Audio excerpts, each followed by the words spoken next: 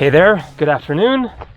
Today is October 14th and it is 86 degrees Fahrenheit, which is 30 degrees Celsius, a perfect summer's day here in mid-October. Here, just outside of the small town of U.S.A, Northern California, Mendocino County. So, this video is basically about the entire summer of 1995. Another travel story of mine. So in a recent video, then I mentioned that I attended the Mendocino Community College in the spring of 1995. And pardon my voice, still getting over this cold, but I think I am gonna kick it very soon in the next few days. Hope so. So I made this video at the Mendocino Community College campus there a few days ago, and I mentioned that I attended it in the spring of 1995. So this story begins basically at the end of that semester of college.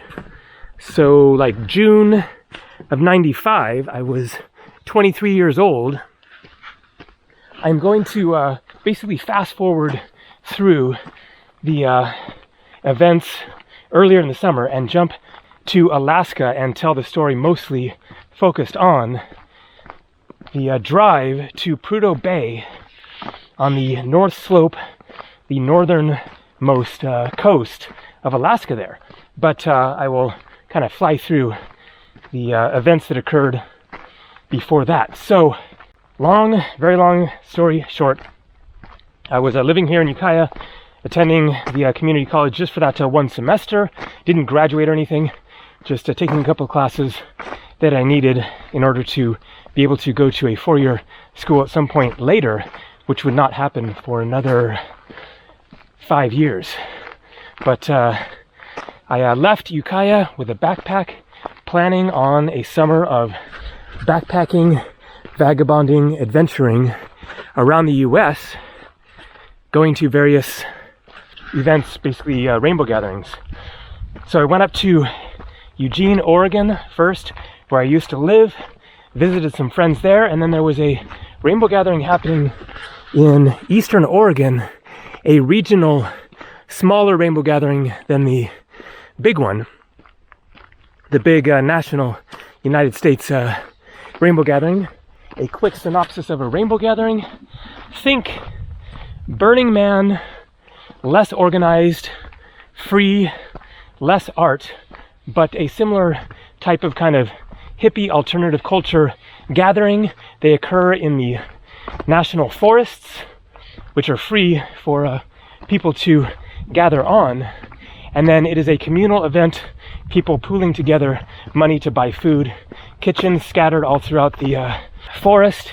You can just walk up to one that is serving food and it is served to you for free. Go to dinner circles and food is served for free, and then all kinds of music and yoga and a trading area. A lot of stuff happening, a lot of fun. So I went to this one in Eastern Oregon, and then from there I caught a ride, and this is a whole crazy story about getting from there to the larger national rainbow gathering outside of Taos, New Mexico, that same summer. Very long story short, once again, then I got a ride with hippies in a van, a group of us, like maybe 5 of us. Let's see, Dream, Marie, Forrest, Bethany, and myself. I think that was the crew. The van broke down. We had to hitchhike. Eventually we got there. Taos, New Mexico, rainbow gathering. Stayed there for like a couple of weeks, and then I decided that I wanted to go to Alaska and work in Denali National Park for the summer once again. I had done this previously in the summer of 1991 and again in 1992. I had very, very little money at the time, but I had enough to buy a one-way plane ticket from Seattle, Washington to Juneau, Alaska, where my friend Eric lived. I went to school in Juneau in 1991 to 1992, I knew Eric there, and he stayed on after I left and moved back to California. And so I decided to surprise him. I got a ride from the New Mexico gathering back west, and then hitchhiked up to Seattle and caught that flight, arrived in Juneau, surprised Eric, and he was stoked to be surprised. Hung out with him and his girlfriend at the time. They are now married and live in Salem, Oregon. We have a close-up squirrel shot. And then from there, I caught the ferry to Haines, Alaska, and then hitchhiked through, I guess it would be the Yukon or Northwest Territories. I always confuse which one is further west. And then back into Alaska and got to Denali National Park, where I did not have a job set up. This was like early August. I just showed up and asked, do you have anything? They did.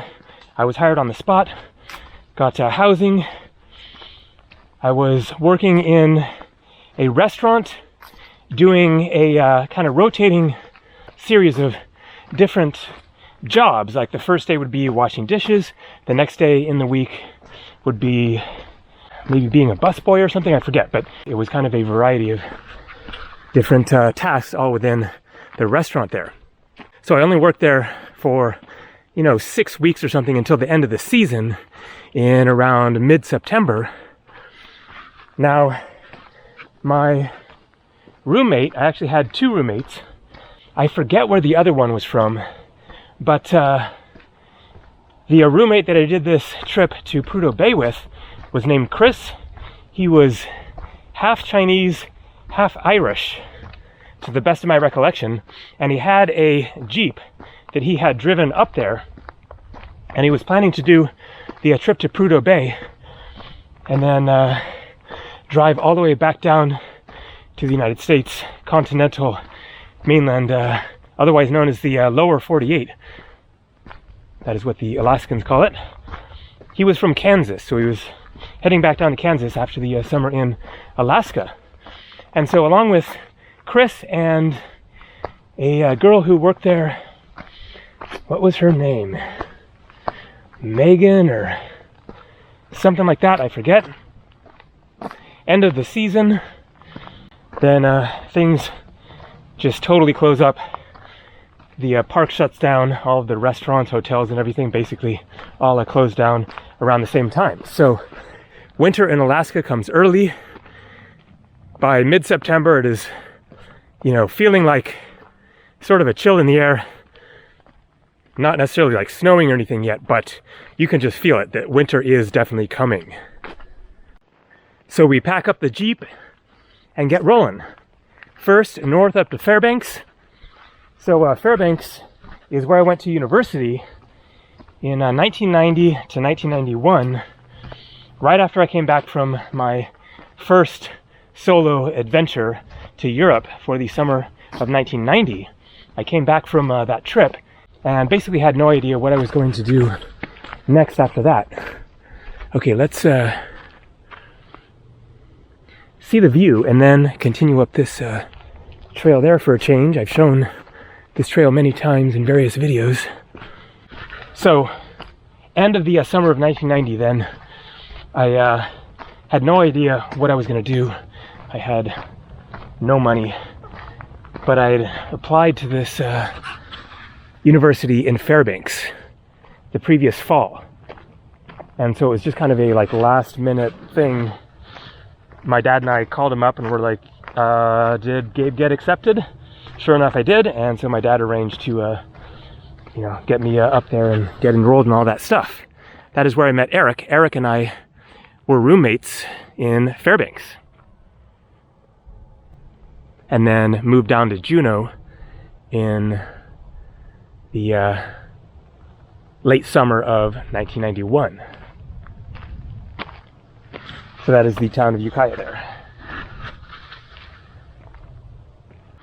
So from Denali Park, it is a couple of hours drive up to Fairbanks. And then that is the last main town, basically the last town of any sort. On the way to Prudhoe Bay, the Haul Road it is called, where the Ice Road Truckers show is filmed. From Fairbanks, it is 500 miles one way, 11 hours drive straight, but you can assume that you're going to make stops, basically call it 2 days of driving to get there, and then another 2 days to get back. So a 4-day journey. So this is a trip that Eva Zubek, the travel vlogger, just did and is posting videos of this drive. So I highly recommend checking out her videos. Really good. It is one of those ultimate traveling hardcore adventure experiences. You go through a variety of terrain, but much of it is different from what you might expect because it is so far north. It is not, for the most part, like driving through mountain, winding roads with trees and stuff like that. It is a lot more of just wide open terrain. You do see some mountains at some points, but especially most of the more northerly part of the drive is just like kind of flat, rolling hills, tundra, maybe a few random small trees here and there, but basically quite desolate territory. So we stop somewhere halfway, eventually get to the Arctic Circle. There's a big sign for it. That is the first place that I ever went to the Arctic Circle. The second place was in Rovaniemi, Finland in 2019. And so you go well north of the Arctic Circle and arrive at Prudhoe Bay. That is where the Alaskan pipeline starts from and goes all the way down to Valdez, which I've hitchhiked to as well on the southern coast of Alaska. And so it isn't really even a town to the best of my recollection, but just kind of a scattering of like workers, buildings, probably a few random stores, a few houses. It is a pretty remote and kind of forlorn, godforsaken kind of a place with not a lot going on. Basically, if you're there, you're probably working for the oil company. So we make it up there, and then somebody comes up with the idea of taking a swim in the Arctic Ocean. I forget if we all did it. I think it was maybe just me. I just had the, let's do something crazy here. My friend Chris had a Super 8 video camera, like, old style. I forget if you had to like turn a crank or probably not, but very old style, onto a cassette or something like that. So he was like shooting video along the way and filmed the skinny dip into the Arctic. So the water at that point was below freezing. The water temperature. Salt water has to get below 32 degrees Fahrenheit before it actually freezes up. And so the water can actually be below freezing and still be liquid. And so it definitely wasn't much of a swim.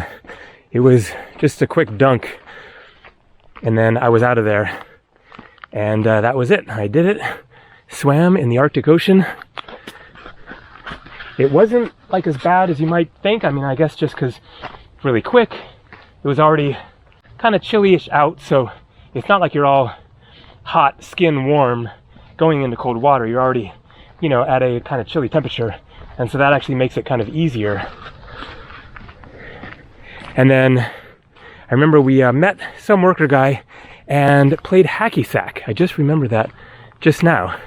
I think there are pictures of us playing hacky sack with this oil worker.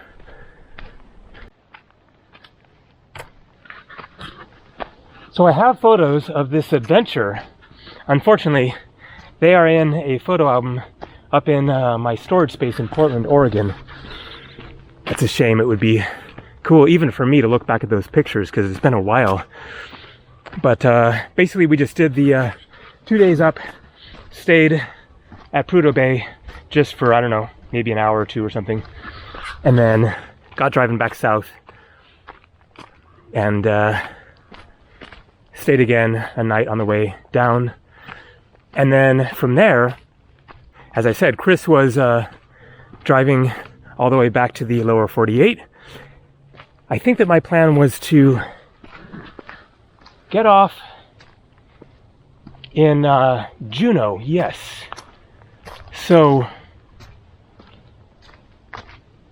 we didn't drive the whole way. We took a ferry from Haines, I believe, to Juneau, or else we might have just kept going. I think that initially I was thinking of like taking a ferry all the way down to Seattle, and then it was just like way too expensive, and so I stayed with them the whole way. But he was planning on going to a town in BC, Prince Rupert, on the coast, and then continuing the drive down through BC from there. And so I went ahead and stayed with them for the rest of the way. Several more days of driving. And it was interesting because we basically went backwards through the seasons as we went south. We saw, you know, the fall colors, and then they kind of got, you know, less and less colorful, and then probably in, you know, Washington or whatever, then the trees were still green because this was only, you know, end of September, maybe early October, something like that.